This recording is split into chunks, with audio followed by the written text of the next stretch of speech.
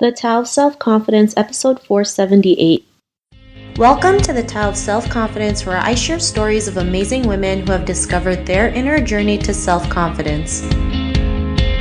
Visit our website at thetaoofselfconfidence.com. Your inner journey to self-confidence awaits.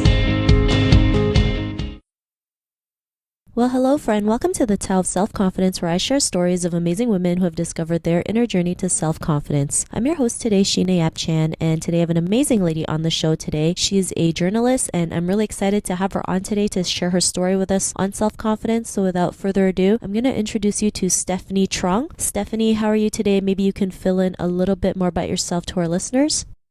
Sure. First, Gina, thanks for having me on. Really excited to be on this podcast. I think more women definitely need to hear the message of self-confidence. I'm a journalist, as you said. The last 10 years since graduating college at Northwestern's journalism school, I've been in TV news as an anchor reporter in the beginning, and then I was at two TV stations in the Bay Area, San Francisco Bay Area, mostly NBC. And spent most of my time there as a special projects reporter. Awesome. Well, thanks for sharing that. And Stephanie, what's your cultural background? Taiwanese American. So yeah, born and raised in the Bay Area, lots of family in Taiwan.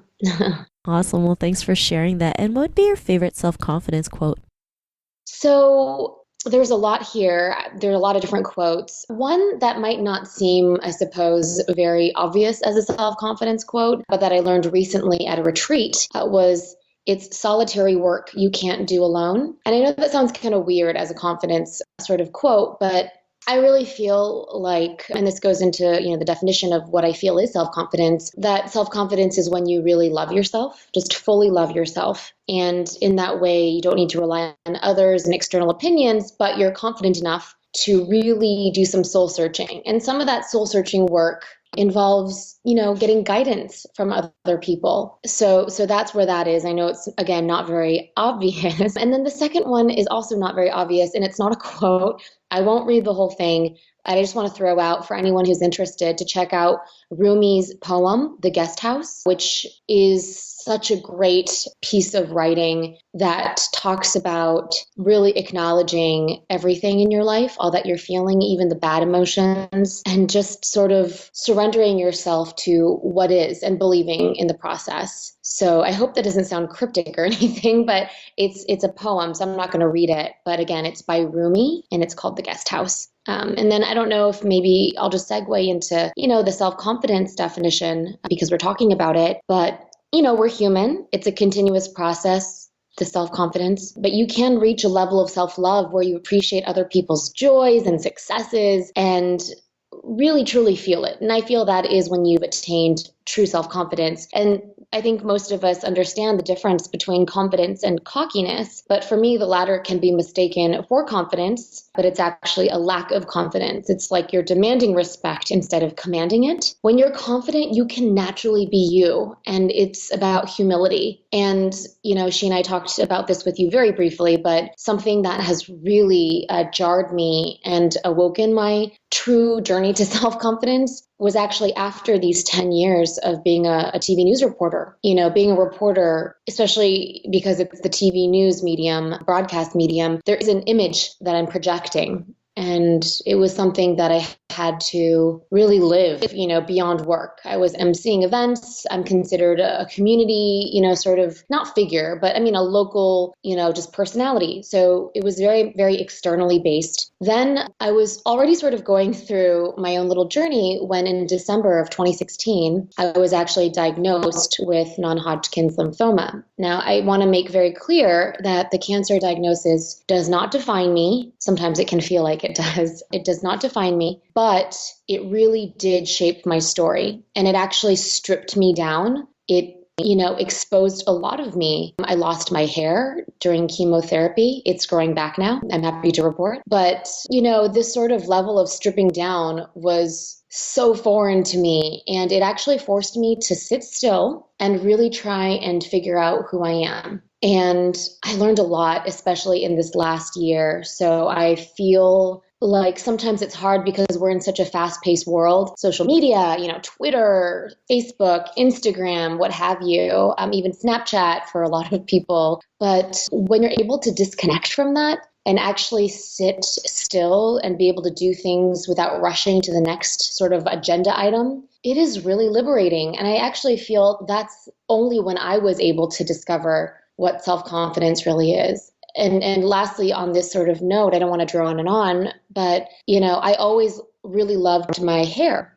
Really long hair, always had it. Very sort of an, symbol of femininity, I would say, for a lot of people. So when I lost it, it was hard for me to sort of redefine what I thought was beautiful, at least for me. I mean, I could always appreciate a short cut on another woman and be like, wow, she's awesome. She can pull that off. I could never do that. In my situation, I wasn't really given a choice. And, having to work through that was actually really a lot of work, a lot of emotion. And I went to this retreat and really worked through it and now love my hair. But that journey into self-confidence isn't just summed up in a quote you hear. Sometimes I remember I'd hear a really powerful quote and be like, yeah, and feel it. And then it would subside and regular life would take over. I feel like your journey to self-confidence is just so deeply rooted inside of you, requires a lot of introspection, acceptance of humility. It's a lot. It's a lot more powerful than I ever thought. And, again, it's a continuous process and it'll go on forever as long as I live. But I've definitely done major work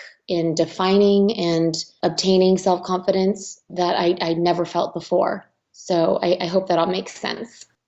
Yes, totally. I mean, sometimes, we go through things that we can't explain. I mean, especially, you being diagnosed with cancer. I mean, sometimes it's like the end of the world for us, but you embraced it and learned to, see in a positive light, and it helped you become, the strong person that you are, fighting for who you truly are, no matter what happens, like you mentioned, you're not defined by your circumstances, right? You can always come back up. And because of that, like you mentioned, you found a new level of confidence that you probably never thought was possible. And, to the woman who's listening to your episode, she may be in her own journey of self-confidence. What would be that one tip you would give to her? Sure, Sheena. I think, this might not sound very obvious as a direct, correlation to self-confidence, but I think introspection is so key. And along with that, you really need to disconnect from our, social media world, our online world. So if you have the chance, just take some time. It doesn't have to be a week. It could be a day. It could be some hours, just however long you can devote to yourself without stressing out. So if you have a lot of work to do, if that's even just 30 minutes, then take those 30 minutes, find somewhere comfortable, sit there and just do your own form of meditation. I learned something very important after taking mindfulness classes in San Francisco. And that is, meditation doesn't have to be whatever you see in the movies or hear about from other people. It doesn't have to involve any props or beads or anything. It's just breathing sometimes, as simple as that. But allowing yourself to sort of settle in and not be so inundated by all the emotions and thoughts that are running through you. I feel once you're able to find some peace, that's when you're able to really find a key to introspection. And I think, again, introspection is critical in terms of really achieving self-confidence. Sometimes we think we're becoming more confident in ourselves, but really it's just building more armor. There's nothing wrong with that per se, but I think it also, is a detour in terms of really discovering who you are, what you want to do, what you want in life, and what makes you happy. I think all those things are, related to your self-confidence. So I guess, again, to sum it up would be find some peace and do some real introspection. And that will be a great first step in achieving your self-confidence. And don't forget to just love yourself, because without loving yourself, you cannot, be your best self for other people. And that's so important, especially today where everyone's trying to do everything. One thing I really love is the analogy of, putting an oxygen mask on yourself first, right? When we're on the plane, that's what we hear. Make sure to put the oxygen mask on yourself before helping others. And I think that is such a great, metaphor for life. And I think that's something I try to live by now. And before, I forget, I just want to say that I am channeling a lot of what made me feel like I was less confident in myself after getting diagnosed, and challenging all that pain and those memories into a lot of great energy. Actually, I'm devoting to starting a new company that I don't have a name for, but it's essentially to help other cancer patients because it's a very difficult journey. So I think part of, claiming your self-confidence too is being able to, again, really love yourself and see the good in different situations, because they really can be empowering. So, I think that does it. Awesome. Well, thanks for sharing those awesome tips. And if our listeners wanted to get to know a little bit more about you and what you do, is there any links or social media profiles we can connect with? Oh, absolutely. So on Facebook, I believe it's Chuang TV News. So Chuang TV News. And then Twitter would be Steph, Steph, my last name, Chuang, although I am using Twitter a lot less. The best way actually going forward, I blogged about my cancer experience on this website that I had created for it's going to be my half company, but I had actually started it before I was diagnosed, called The Refract. And that's just therefract.com. That's going to turn back into, again, I was using it temporarily as my blog. And then now it's going to go back to its original purpose of storytelling, just about people. And so if you want to connect, that's going to be sort of one of my main, sites that I focus on. So please, find me there. Awesome. Well, thanks for sharing that. And to our listeners, if you want to connect with Stephanie, you can also head on over to thetaoofselfconfidence.com and search for Stephanie's name. Her show notes will pop up along with everything else that we talked about. And I just really want to thank Stephanie for taking the time to share her story with us and tips on self-confidence. So thank you so much. Of course, Sheena. Thanks for having me on. Not a problem. It was really great having you on the show. And to our listeners, be on the lookout for another new episode of another amazing woman's journey to self-confidence. And we'll talk to you soon. Bye for now. Thank you for tuning in to another amazing episode of The Tao of Self-Confidence.